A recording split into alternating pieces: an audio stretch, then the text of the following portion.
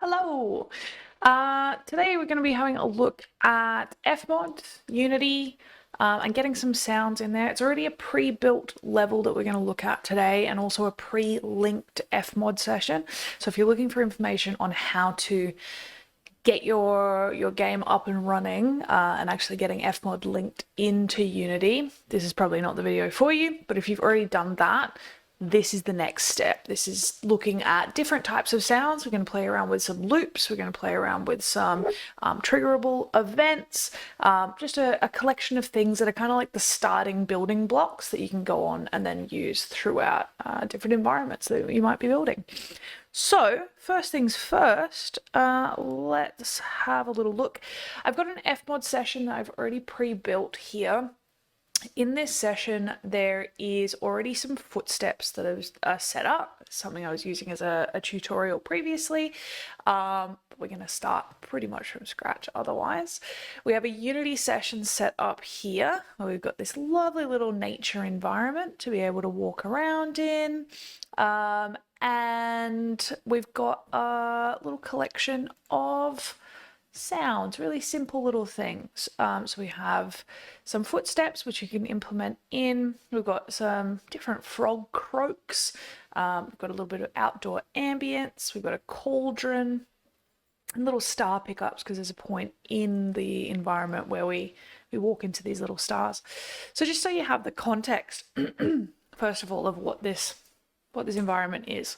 We've got a little 3D space, lots of little different pieces all around it. But if we have a little look in here, I've already pre-put some test sounds just to make sure everything was working. So instead of actual footsteps, there's just kicks and snares, like musical instruments. So it sounds a little bit clunky, but we'll just ignore that for the time being.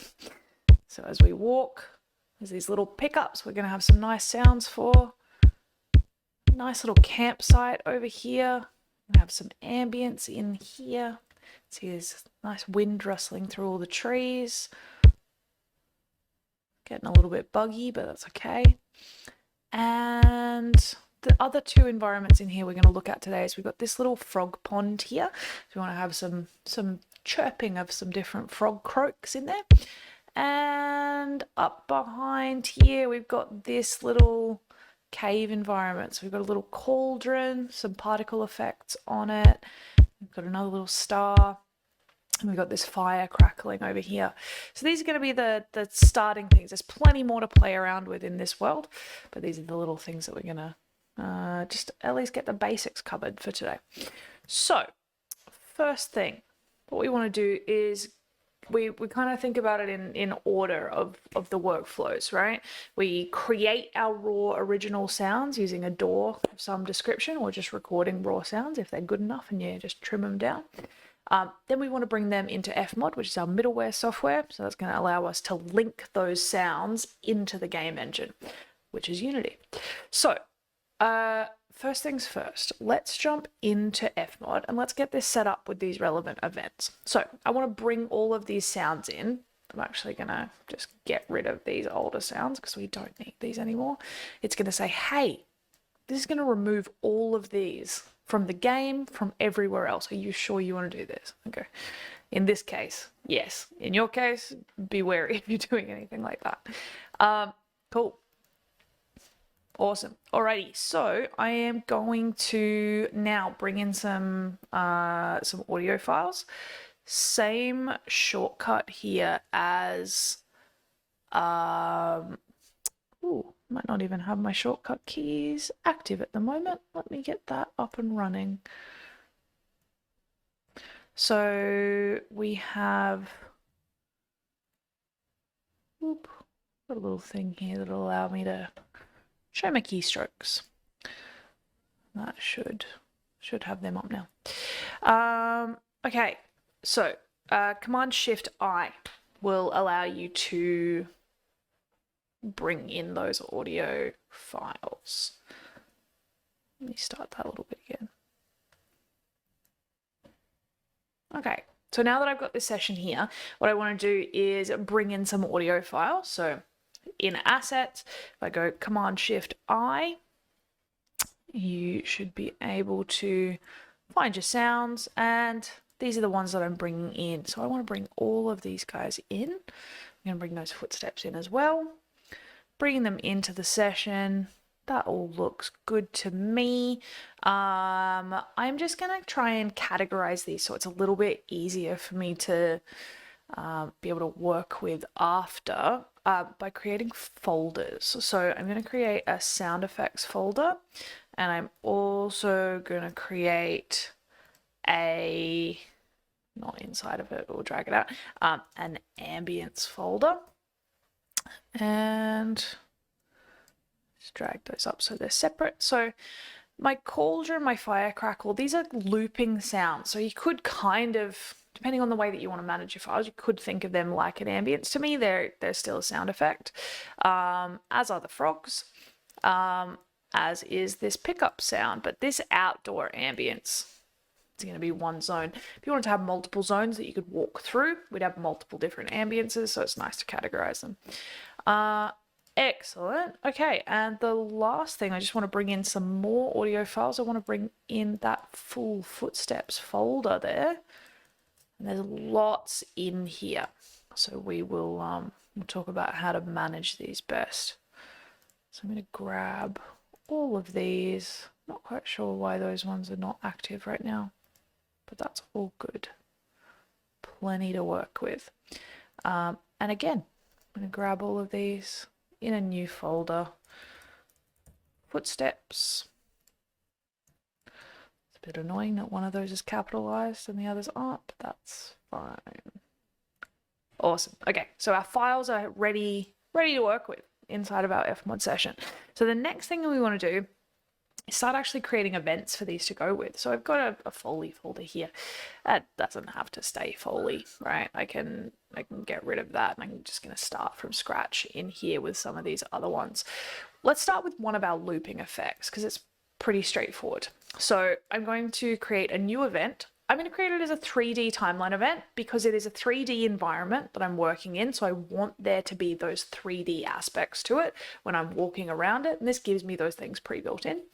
The other thing is I like to have it on a timeline because my brain is used to working with it from a door perspective. So seeing some sort of timeline is useful to me later when I potentially want to add automation and different things into it. So I'm going to create a 3D timeline event. Let's start off with our, let's say our cauldron, because it's nice and fun. So if you want to audition this file, you should be able to press play. You can hear that sounds like a bubbling cauldron. So I'm going to drag and drop that into this event. And I'm just going to double click and rename this event to be cauldron. Right, just so that I've got something on there. And I also, just to be super specific about it, I like to have all of my things labeled because it makes life a lot easier. Alrighty, so we can see our file in here. I now just want to press play. Lovely, playing back beautifully. I'm just going to make my keystrokes a little bit bigger down the bottom of my screen down here, so you should be able to see it. There we go. Beautiful. Okay, so that works pretty well.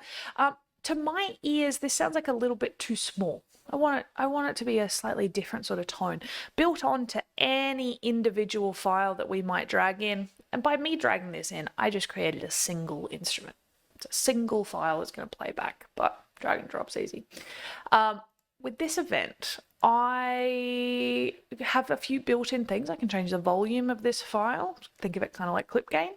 I can also adjust the pitch. If I just grab this and I drag it up or down, you can see that file getting stretched out or shortened there because that waveform is getting shorter or longer as we stretch the pitch.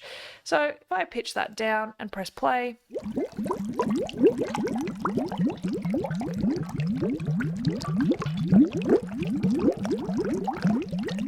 you can hear those changes happening with it.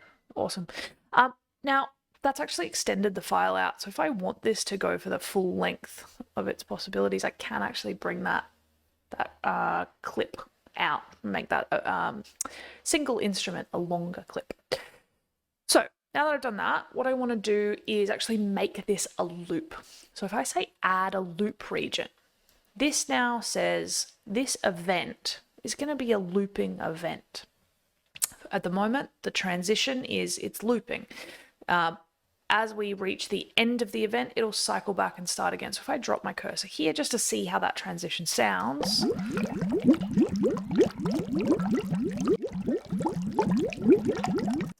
We can hear that that's looping. It's going back to the start. See if we can just visually see it in there as well. Scroll back down. Cool. So it's okay. It's a little bit clunky. Good cheat is always to just kind of drag back a little bit and just try to chop off any tails that might be on that waveform. And if you've got a big bit of sound coming in right at the start and then a quieter bit here, maybe you want to try and just match waveforms. You want to go loud to loud or quiet to quiet. Could be seamless. This is like the most cheap and easy kind of way of doing some of this editing. So I just want to see what this sounds like as an example. Let's have a little look.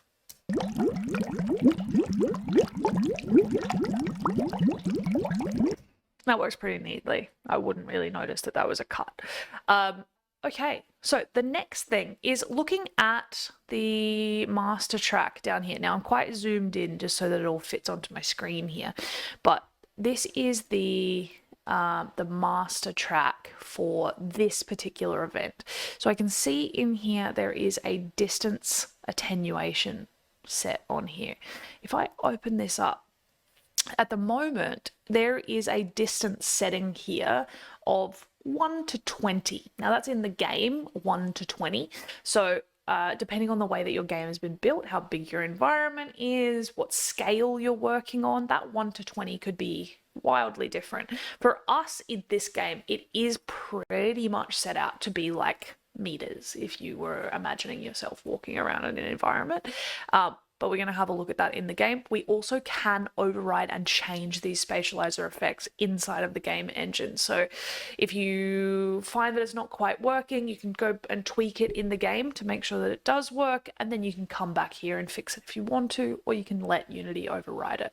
So we're going to start with this as our default. Now, like I said before, FMOD and Unity are already linked. So I am now going to get this file ready to be played back in the game.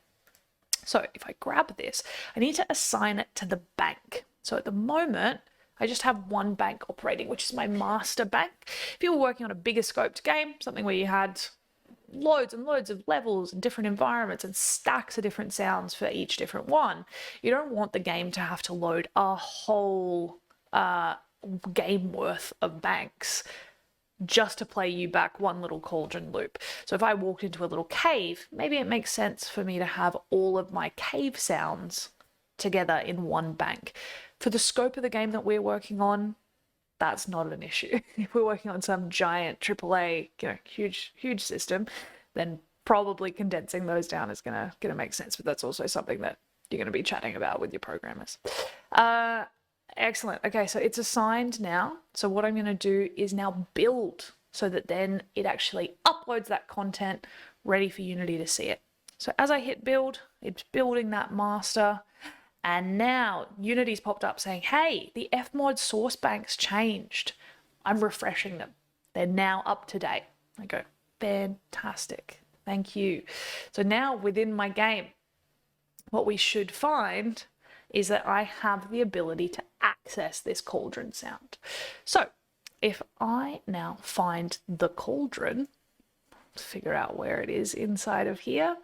Trying to remember, I think we put it actually in a separate category.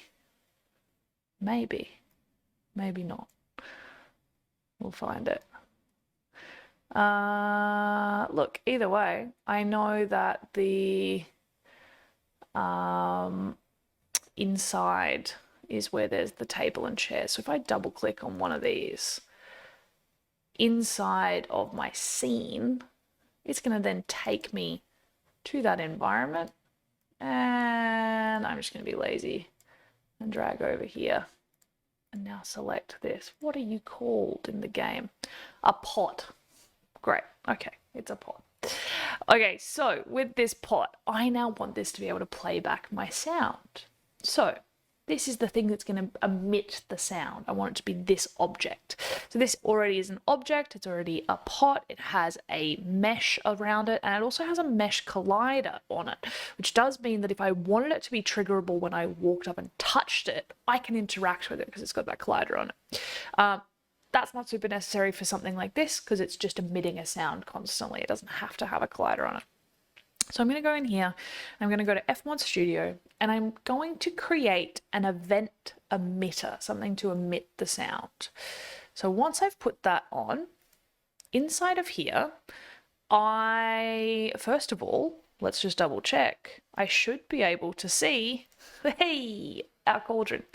I'm going to say, yes, play the cauldron. If I zoom out on this world, you'll actually see that's that 20 meters. Right, out around the outside, and that's got that 1 meter radius in the center. First of all, I need to choose when this sound starts playing. So in the context of this is just essentially going to be a permanently looping sound. So it may as well start when the game actually boots, so when the object starts existing. I actually don't want it to stop because it's either I'm out of the range of hearing it or I'm in the range of hearing it. So it can just play infinitely. And this is that little bit down here where we're talking about overriding attenuation. So if I, at the moment it's set at 1 to 20, which are those settings that have come from FMOD. If I want that to be smaller or change, I can adjust it. So if I was to try and adjust it within the game here, try to remember the shortcuts for it. If I turn on override attenuation, I should be able to just grab these, and then you can see that number value changing there as well.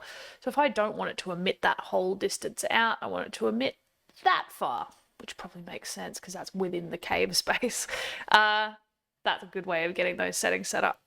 So let's now test it and make sure it works. I'm going to drag my hierarchy over to this side, away from the game. This is the way that I like to have my screen set up. Okay. Let's do a little test, shall we? See that this is working. If I now press play, we're still going to have those clunky footsteps in there, so we ignore that for the time being. Okay, game is running. Let's rotate around. We're going to walk.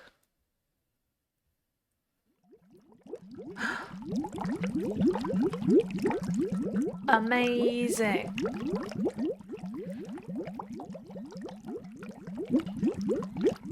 Easy. That simple. And then I walk away. Excellent. Cool. It's pretty straightforward, right? We've attached a sound onto that object. It's ready to roll. Now we want to start making things a little bit more interesting. We want to start adding maybe some sounds that have multiple effects. So let's take one of these footsteps, right? So I think the most common thing that I walk on within this game is the sand. Oh, I did remove those footsteps before, so that's good. The most common thing that we walk on is the sand and the grass throughout the different environments. So I want to put some little collections of samples in here that it can choose between. So this is where instead of dealing with a single instrument, we start dealing with what's called a multi-instrument. So let's have a look. Instead of using an action sheet, again, it's just personal preference. I prefer to use a timeline sheet. And I am going to now call these, let's say, sand footsteps. I'm going to go to my assets. I'm going to go to my footsteps. And I think it's called dirt, but like dirt and sand are pretty similar, to be honest. I'm going to select a whole heap of these and I'm going to drag them over as a group. Now this is what will create what's called a multi-instrument. So let's zoom on into those guys and you can see there's the files. It doesn't need to be a long clip. Beautiful. I'm going to drag it right back down to the start and let's have a little look. Loads of samples that are in here. So now when I press play, it will play one of these textures. Maybe I did just get dirt. It'll be fine for now. And you can see it's randomly shuffling between these. The default mode is to shuffle these different sounds.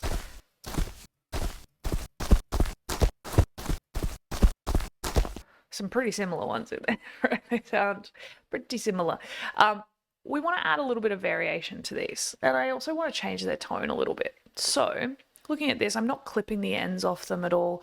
I'm just going to drag this down a little bit, and also if you drag your cursor up towards the top, get it just in the right spot. There you go. You see a little crossfade. That allows us to crossfade the file out, which just make things a little bit smoother. Cool. So this is pretty crunchy. I don't dislike it, but I think we could process it a little bit. So if instead of clicking on the actual clip itself, I click on the track, I can now start to add different effects in. So if I want to, maybe want to clean up that sound a little bit, throw an EQ on here. I'm just going to press play a whole heap of times so that I can hear these different textures. And I'm going to EQ it a little bit. Now, my character's walking through this environment. They're probably not going to be super bassy sounds. They're also going to be quieter than this in the final edit.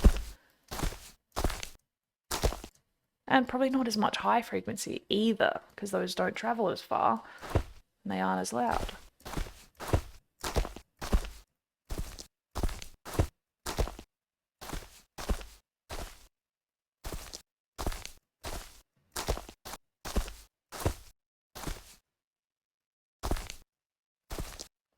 That's fine for right now. That's all good. So coming back to the fact that they all sound pretty much the same. They are different samples, but they're so close together and they sound so similar that it does sound a little bit repetitive. If I want to add more variation into it, we talked about the idea that I can change the pitch, which I can still do on this. I can take them and I can pitch everything down. Now all of those will be that low. But what I can also do is add randomization, which is excellent. So I can right click on this and I can say add modulation, add random, and that will give me this little pitch control. So now you can see if I open this up, it widens this edge down here. So this is saying that it will randomize within a 7 semitone range. So each time it plays a random sample, and it's also going to randomly variate the pitch of it, which immediately takes, you could have one sample and you could have multiple pitches, which immediately just makes it sound way more interesting and engaging. So if I open that up a little bit,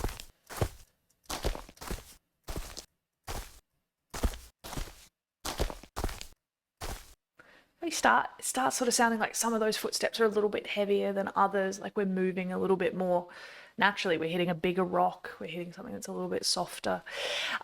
And then what I could do is I could take that randomization and I could pull it down. So if I want it still to be pitched down but be random in a lower range, then do both. Pull the pitch down and also do the randomization. As a quick shortcut, you can hold down Option and click and drag on the pitch control rather than having to right click, go to modulation, open random and pull it up over here. You can do it that way too, but little options. So speed this process up now. What I want to do is do this for each of these different effects. I'm not going to bother with the landing sounds for right now. This is for if I have regular footsteps, the jumping footstep or the jumping sound, and then the landing footstep as well. So we can make it a more heavier kind of land, or even add a vocalization of a ooh or something like that that goes along with it. Those are quite fun. We're not going to do that today. So to just repeat this process, just make sure that you can see how it works. Timeline. This will be grass footstep. Jump in here. Grab. Don't have any grass footsteps. Cool. Okay. Well, maybe not the grass one then. Let's go with water. Say is a water section that we can do. Add a timeline sheet. Water footstep. Jump in. Grab these water footsteps. Oh, there's quite a few in this one. See what these sound like.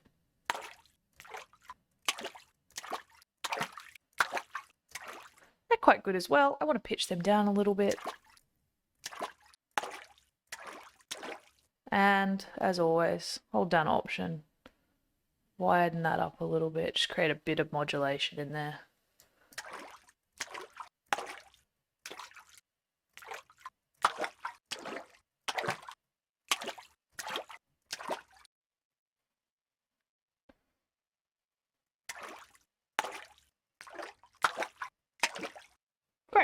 close enough. It's also a little bit slappy in the high frequencies, so I'd probably take a little,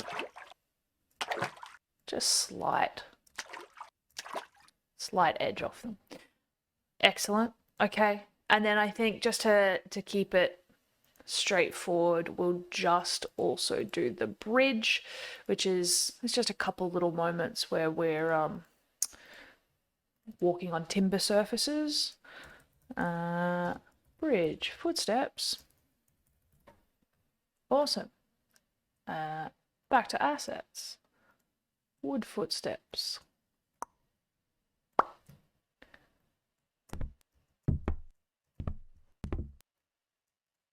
Excellent. This one sounds like it's got a little bit of like a clip towards the end of it in there somewhere. So maybe we just add that little bit of a fade. Some of those files that are ending a bit shorter. So I'm going to drag that fade right down actually.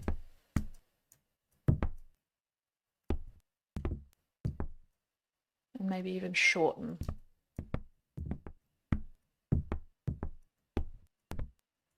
That sounds a little bit softer. There's still a tiny little clip in there. I don't really want a big fade in. Probably files that actually need to be faded back in a different DAW somewhere. So that's all good. Excellent. Okay, so we got some footsteps, so we can look at the implementation of those. I also now want to add and create an ambience moment. So if I create a 3D timeline, let's say that this is the campsite ambience. Campsite ambience. It's probably a shortcut to copy those names over rather than copy and paste, but I don't know it if there is. Alrighty, grab this one, drag it in. Now this one's also going to be a looping one, and I want to make sure it's a nice seamless loop too. I'm going to add a loop region and drag it out to the length of it to start with. Just nice general texture.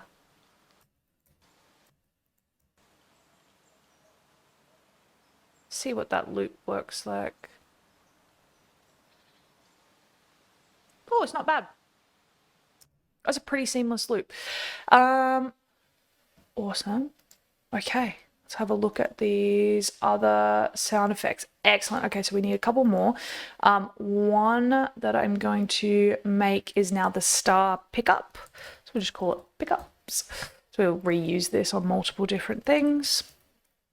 It's just a little chime sound effect. I don't want it to change or do anything different. I just want a little notification that, hey, you walked into the star. That's it. Whoa, that's super loud for me. I don't know how it is for you. That's pretty good. I could have it change or process it differently if I wanted to. I could add different effects in here. Maybe a little delay or something. Something subtle.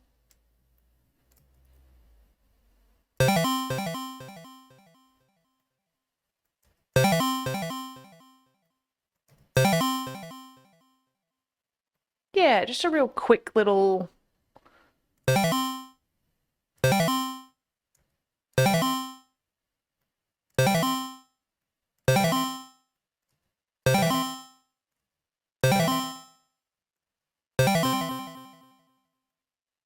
something close to that.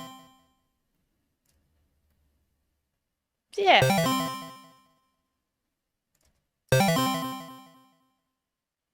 It literally doesn't matter. Just playing around. It's fine. Cool. Pickup is done. Okay. And one last event. I'm going to grab these and make this my frog event. Or just frogs croak. In here.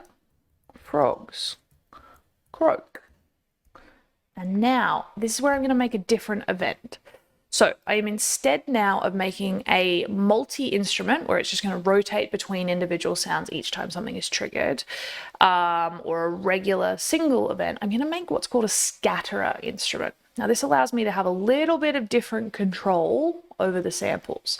So I'm going to jump into here. I'm going to grab my 3 frogs. Now these also are not perfectly edited samples. There's bird noises and other things in the background of them, but like it'll work. It's fine.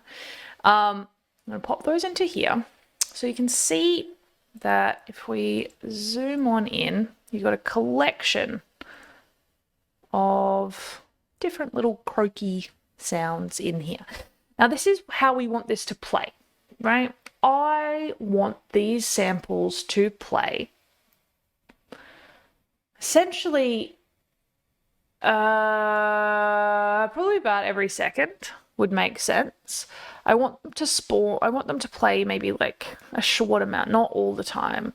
I also want to randomize their volumes, right? I don't want them to all come down at the same volume always. So just with a couple of changes, let me play this back and let's hear what that sounds like. So it's going to randomly choose these at different intervals. And then it stopped, right? So this is where we want it to be in shuffle mode. We want it to randomly shuffle and select different samples. I also want this to be a loop, right? Because I want this to play endlessly, but I just want it to choose different things. So I'm just going to pick random samples.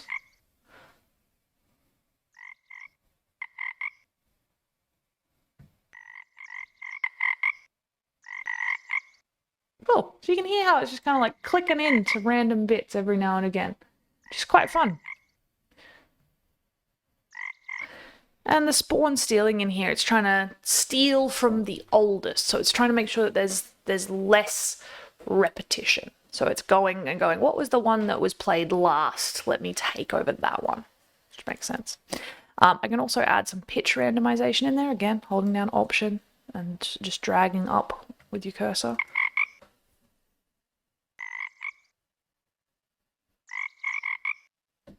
Maybe add a bit more. And a little bit more on here, pitch randomization.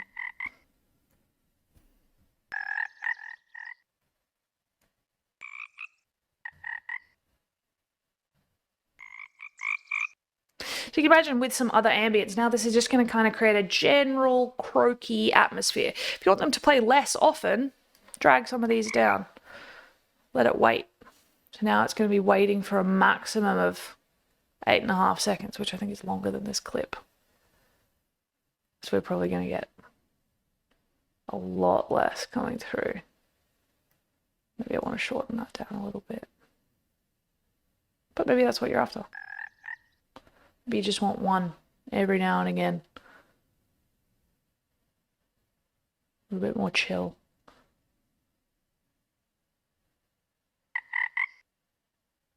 It's quite cool. I want mine to be a little bit more chaotic. So I'm going to bring that down.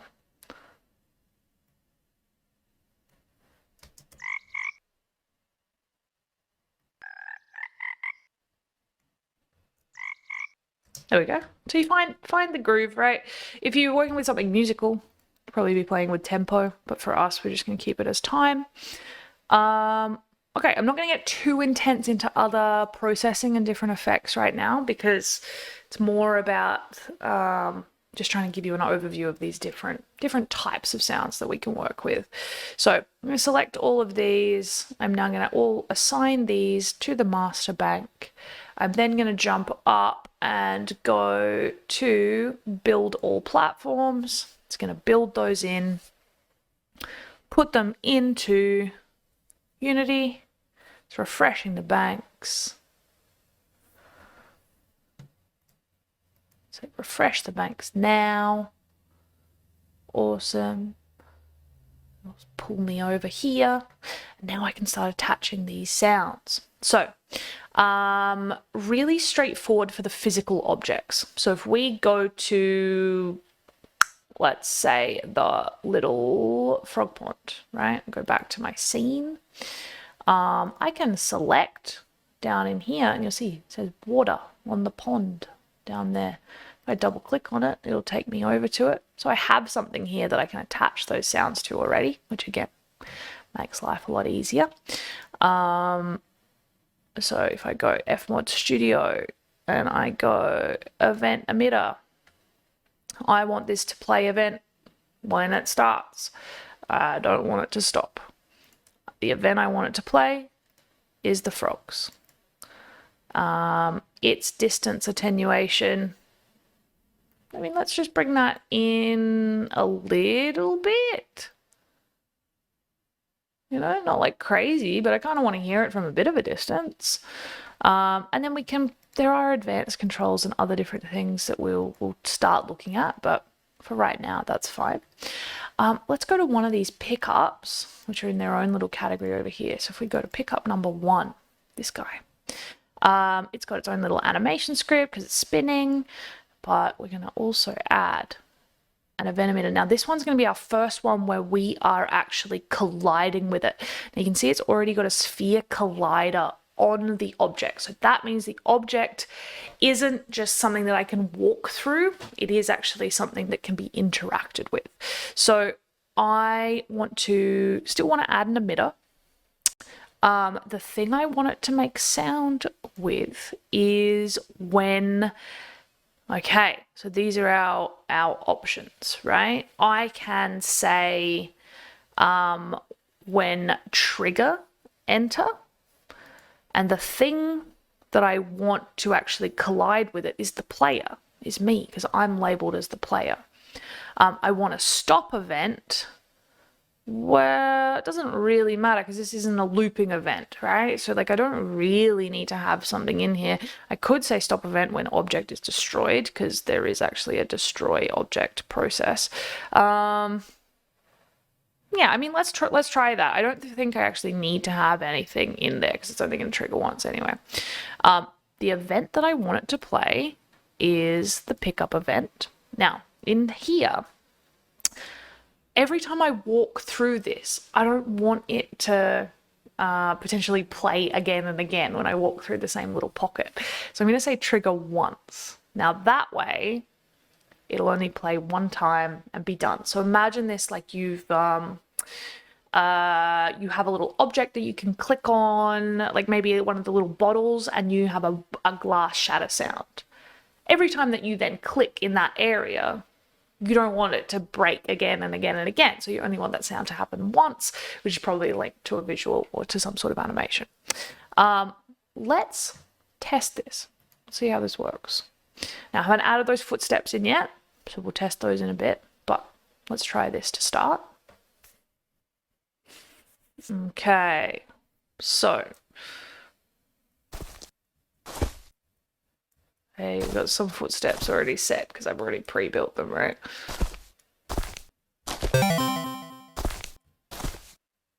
Cool. Excellent.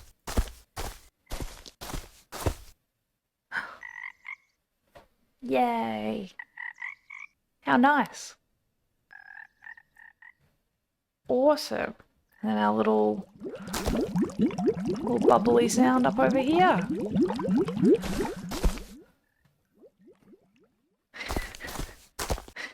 It's pretty obvious that those footsteps are way too loud, right? So we can easily go back and fix that. We'll go and take all those footsteps and turn them down. Just to talk about how that's actually done, there's already a pre-built script in here which is connected to the character. So there's a first-person controller, there's footstep sounds, but the footstep sounds are actually attached to the terrain. So when I walk on the grass, or when I walk on the sand, or when I walk in the water, it should play from each of these collections. Now, if I double click on this, I have linked the footstep sound for when I'm walking to the event in FMOD called footstep sand. That means that when we walk on sand, that should play back. If I then look at the bridge, we haven't attached this one. So this is the one where I would say, I want it to play the footstep bridge event when I walk. And then you could see here how you just make a new event in FMOD that is the jump, and you make it that one.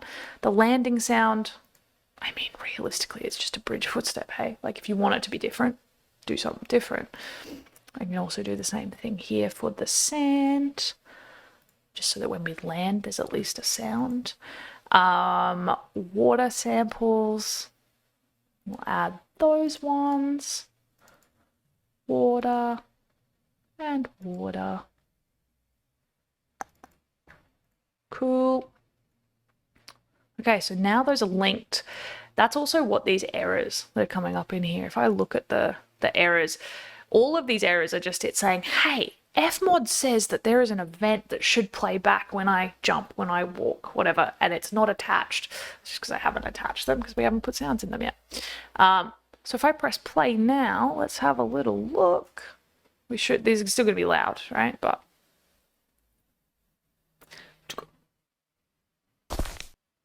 go, it's getting a bit laggy now.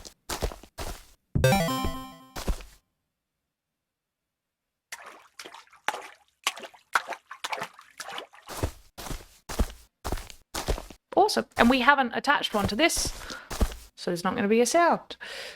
So we would then go through the process of adding each of these in here. So looking at our level, we've done the cauldron, we've done the pickups, we did the croaks, we've showed some of the footsteps. One thing we haven't done is the ambience, which is pretty straightforward. I'm sure you guys can figure it out, but just to take us back, in this case, I want to create a new event. I want to create a new environmental ambience. So I'm going to create an empty game object. That just says that, hey, you've created an empty thing. You get to place it somewhere in the game. And we're going to attach a sound to it. Now, at the moment, this could cover the whole game if I wanted it to. If I want to just have one ambience for the whole space, I can do it that way. Let's do that as our start, and then you can figure out how to do it further. So I'm going to call this my campsite ambience. And with this, I'm then going to it's a standard event. Same thing, FMOD Studio, FMOD event emitter. It's going to play the event when the game starts. It's not going to stop the event. The thing it's going to play is the campsite ambience. And see there, that's its distance at the moment. Now, what I want to do is I want to override the attenuation, and I want it to play at like max volume the whole way through. So I don't want there to be a center of this sound. I just want it to play the whole way. Now I could change that in FMOD, which we'll look at how to do, or I could just make it massive in here, right? Like I could just fill the space, and I could also do the same thing with the center of the sound. I could reposition the center of the sound. It's a bit hard to do when I'm all the way zoomed out like this. Cool. So now you see that I could start to actually extend the center of this, which if I'm inside the center, therefore inside the sound, it's the same volume regardless of where I am within that space. So let's have a look what this sounds like.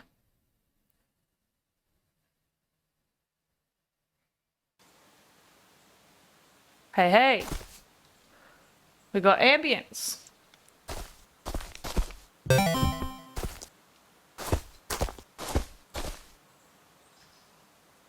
Lovely. What a nice time.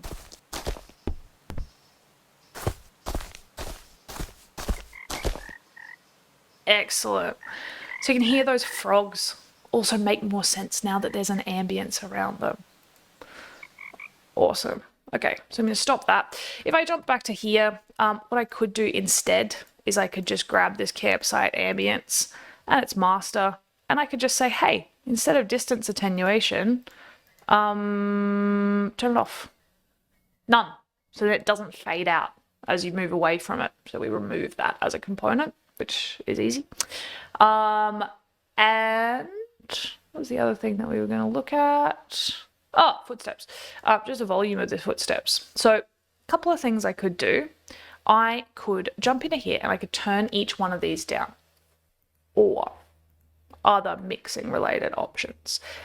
If I look instead here at my faders. This is an event. These are all my individual events, and you can see that they've got little fader levels on here. I can take a collection of tracks, and there's a couple of things I can do. I can create groups, and I can create banks, and I can create other different things for them. But I have a mixer, which is a separate little control, and this is a separate thing that we will get into once we start talking about reverb and how to apply that in different rooms and spaces and other things. But what I can do here is I can grab all, in my routing, grab all of my footsteps, and I can reroute them into a new group, and this group will be footsteps. So now all of my footsteps run via that before they go out to my master and in the game into my listener. So I can just grab all of my footsteps now and turn all of them down, which makes life a little bit easier. So let's try that, just double check that it works. Again, building our banks, refreshing our banks. Excellent. You can just hit cancel, but it takes me back to the session, so that's fine. Let's test that.